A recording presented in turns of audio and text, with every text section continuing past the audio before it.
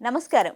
BRK భక్తి ఛానల్‌కి స్వాగతం. నేను మీ కీర్తి. ఈరోజు మనతో పాటు ఉన్నారు ప్రముఖ ఆధ్యాత్మికవేత్త, జ్యోతిష్య పండితులు బ్రహ్మశ్రీ సుభాష్ శర్మ గురువుగారు మనతో పాటు ఉన్నారు.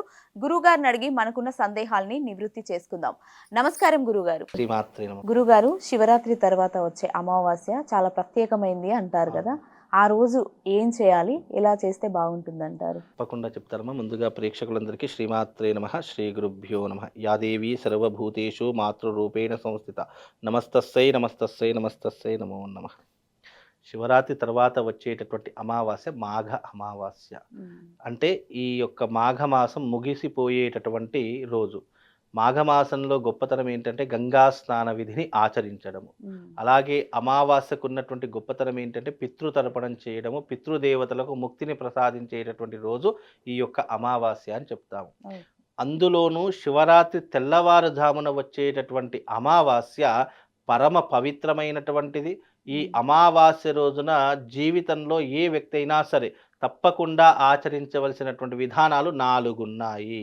ఆ 4 గనక ఈ అమావాస్య రోజున ఆచరిస్తే వాడి జన్మ ధన్యమైపోతుంది. ఆ 4 ఏంటి? సనాతన ధర్మంలో శాస్త్రంలో చెప్పినటువంటిది ఏంటి అంటే మాఘమాసము మాఘ స్నానాలు చేయాలని మాఘపురాణం చెప్పింది. మరి నెలంతా స్నానం చేయలేనటువంటి వాళ్ళు ఉంటారు.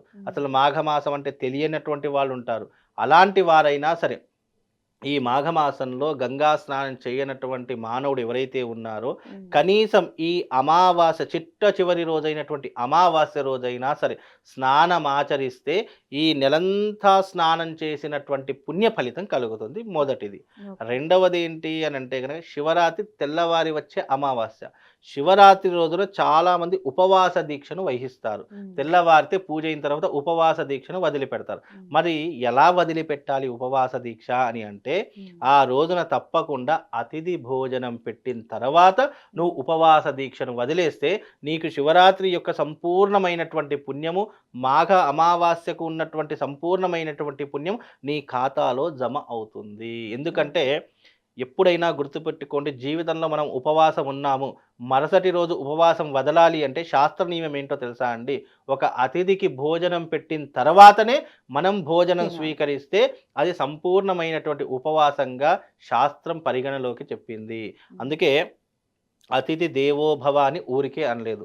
ఇంకోటి ఏంటి, శివరాత్రి తెల్లవారి మనం ఉపవాసం వదిలేటటువంటి సమయం కదా. మన ఇంటికి వచ్చేటటువంటి అతిథి ఎవరి స్వరూపము? సాక్షాత్తు శివస్వరూపంగా భావన చేసుకోవాలి. వచ్చి భోజనం చేస్తున్నటువంటి వ్యక్తి కేవలం మనిషి అని అనుకోకూడదు. సాక్షాత్తు పరమశివుడి యొక్క స్వరూపము అని అనుకోవాలి. అలా భోజనం పెడితే సాక్షాత్తు ఆ భోజనం ఎవరికి పెట్టినట్టు? శివుడికి పెట్టినట్టు. శివుడికి భోజనం పెట్టేటటువంటి అదృష్టం మనకు వచ్చిందంటే అది చిన్న విషయమా అమ్మ? ఎన్నో జన్మల పుణ్యం చేసుకుంటే కానీ. పూర్వకాలంలో ఎలా ఉండేది అంటే ఎవరైనా బ్రాహ్మణులు కానీ ఎవరైనా దీక్షలో ఉన్నటువంటి వాళ్ళు కానివ్వండి, వాళ్ళు ఏం చేసేవారంటే అతిథి భోజనం పెట్టిన తర్వాతనే వాళ్ళు భోంచేసేటటువంటి నియమం పెట్టుకున్నారట. ఒకవేళ కనుక ఆ రోజున అతిథి దొరకలేదు, నిజంగానే ఆ రోజున అతిథి రాలేదంటే ఇక ఆ రోజు వాళ్ళ జీవితం అంతా ఉపవాసమే ఉండేటట్టు, ఇక ఏమీ తీసుకునేటటువంటి వారు కదా. అలాంటి పద్ధతులు ఉండేటటువంటివి. కనీసం మనం సంవత్సర కాలంలో ఎప్పుడూ కూడా ఆచరించము. కనీసం ఈ మాఘ అమావాస్య రోజునైనా సరే ఇలాంటి నియమం ఒకటి పెట్టుకుంటే దానివల్ల ఏం కలుగుతుంది? పుణ్యం కలుగుతుంది. అలాగే శివుడి యొక్క సంపూర్ణమైనటువంటి అనుగ్రహం కలిగేటటువంటి గొప్పనైనటువంటిది ఈ మాఘ అమావాస్య. 2 అయిపోయాయి. ఏంటి? గంగా స్నానం అయిపోయింది, అతిథి భోజనం అయిపోయింది.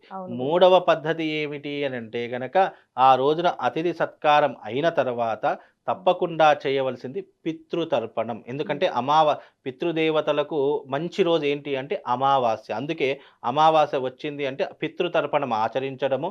అలాగే ఆ రోజున మనం భోంచేస్తాం కదా, అందులో మొట్టమొదటి ముద్ద తీసుకొని తప్పకుండా పక్షులకు కానీ కాకులకు కానీ మన ఇంటి గోడలు ప్రహరీ గోడలు ఉంటాయి, దాని మీద ఒక గిన్నె తీసుకొని దాంట్లో పెట్టేయడం. అది పెట్టేశాము అని అంటే ఆ తర్వాత మనం భోజనం చేయడం అనేటటువంటిది మూడవ పద్ధతి. ఇలా చేస్తే ఏమవుతుంది? ఆ యొక్క పిండం అనేది ఎవరు తింటారో తెలుసా? పితృదేవతలు వచ్చి వాయు రూపంలో కానీ, లేదు పక్షి రూపంలో కానీ, లేదా చీమల రూపంలో కానీ ఏదో ఒక రూపంలో ఆ పితృదేవతలు వచ్చి ఆ ప్రసాదాన్ని స్వీకరిస్తారట. స్వీకరించినప్పుడు ఏమవుతుంది? ఆహా, నా వంశస్థులు, నాకు తోడబుట్టినటువంటి వాళ్ళు నాకు ఈ రోజున అన్నం పెట్టారు అని చెప్పి ఆ ఆత్మ సంతృప్తి చెంది పుణ్యలోకాలకు వెళ్ళడానికి ఈ అమావాస్య మార్గదర్శకంగా నిలుస్తుంది. 3 అయిపోయాయి. ఇక చిట్ట చివరిది ఏంటి అంటే ఇప్పటి వరకు ఎక్కడా చెప్పనటువంటి విషయం ఏంటంటే, ఈ అమావాస్య రోజున నెగెటివ్ ఇంపాక్ట్ వెళ్ళిపోవడానికి తంత్రశాస్త్ర విధానంలో ఒక చక్కని వివరణ చెప్పారు. ఏంటి అంటే మనము ఇంటికి ఏం తోరణాలు పెడతాము? మామిడి తోరణాలు పెడతాము. అది అందరికీ తెలిసిన విషయమే. అవును. కానీ ఈ అమావాస్య అంటే ఈ అమావాస్య కాదు, ఏ అమావాస్య అయినా సరే, అమావాస్య రోజున ఇంటికి రావి తోరణాలు కట్టడం ద్వారా ఇంట్లో ఉన్నటువంటి నెగెటివ్ ఎనర్జీ వెళ్ళిపోతుంది. అలాగే గ్రహణ సమయంలో కూడా రావి తోరణాలే కట్టాలట. ఆ గ్రహణ సమయంలో రావి తోరణాలు కట్టడం వల్ల ఇంట్లో గ్రహణం యొక్క ఎఫెక్ట్ పడదని శాస్త్రవచనము. అందుకే ఈ అమావాస్య రోజున ప్రతి ఒక్కరి ఇంటి యందు రాగి తోరణాలు కట్టి చక్కగా మీ ఇంట్లో గనక అతిథి భోజనం పెడితే మీ జన్మ ధన్యమైపోతుంది. ఇంట్లో ఉన్న నెగెటివ్ ఎనర్జీ తొలగిపోతుంది. ఏం చక్కా ఇంట్లో ఉన్నటువంటి వాళ్లకు ఆరోగ్యం బాగుంటుంది. ఐశ్వర్యం కలుగుతుంది. ఇంట్లో నుంచి జ్యేష్ఠాదేవి వెళ్ళిపోతుంది.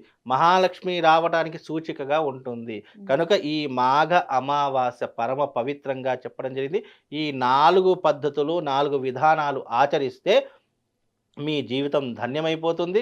సాక్షాత్తు ఆ పరమశివుడి యొక్క అనుగ్రహం సంపూర్ణంగా కలిగి వాళ్ళ జన్మ తరింపబడుతుందమ్మా. ఓకే గురుగారు, మాఘ అమావాస్య ప్రత్యేకతను, విశిష్టతను చాలా చక్కగా వివరించారు. ధన్యవాదాలు గురుగారు. శ్రీమాత్రే.